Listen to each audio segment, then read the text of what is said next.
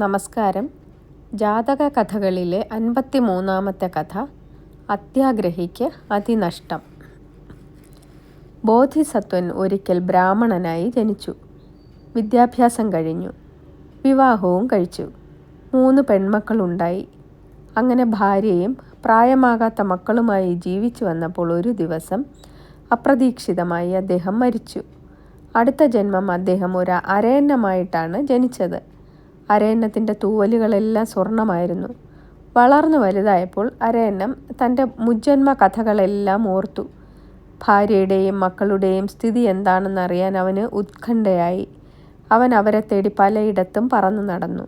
അവസാനം അനാഥരും ദരിദ്രരുമായി തീർന്ന തൻ്റെ ഭാര്യയെയും മക്കളെയും കണ്ടെത്തി. അവരോട് അരയന്നം പറഞ്ഞു, "ഞാൻ നിങ്ങളുടെ മരിച്ചുപോയ ഗൃഹനാഥനാണ്. ഇനി നിങ്ങൾ കഷ്ടപ്പെടേണ്ട. ഞാൻ നിങ്ങളെ സംരക്ഷിച്ചു കൊള്ളാം." അത് കേട്ടപ്പോൾ ഭാര്യ സംശയം പ്രകടിപ്പിച്ചു. "അതുകൊണ്ടെന്ത് ഫലം? മനുഷ്യരായ ഞങ്ങളെ എങ്ങനെയാണ് പക്ഷിയായ അങ്ങ് രക്ഷിക്കുന്നത്?" അപ്പോൾ അരയന്നം പറഞ്ഞു, "എൻ്റെ തൂവലുകളെല്ലാം സ്വർണമാണ്. ഞാൻ ഓരോ ദിവസവും ഓരോ തൂവൽ തരാം. നിങ്ങൾക്ക് സുഖമായി കഴിയാൻ അത് പോരെ?" അത് കേട്ട് ഭാര്യയ്ക്കും മക്കൾക്കും സന്തോഷമായി. അരയന്നം ഓരോ ദിവസവും ഓരോ തൂവൽ കൊടുക്കും.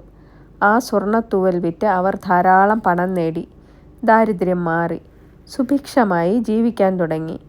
കുറേ നാൾ കഴിഞ്ഞു. അപ്പോൾ ഒരു ദിവസം അമ്മ മക്കളോട് പറഞ്ഞു, "മക്കളെ, ഈ അരയന്നം എന്നും നമുക്ക് സ്വർണ്ണത്തൂവൽ തരുമെന്ന് എന്താണ് ഉറപ്പ്? അതുകൊണ്ട് നമുക്കൊരു കാര്യം ചെയ്യാം. ഇനി അരയന്നം വരുമ്പോൾ അതിൻ്റെ സ്വർണ്ണത്തൂവൽ മുഴുവൻ പറിച്ചു വയ്ക്കാം.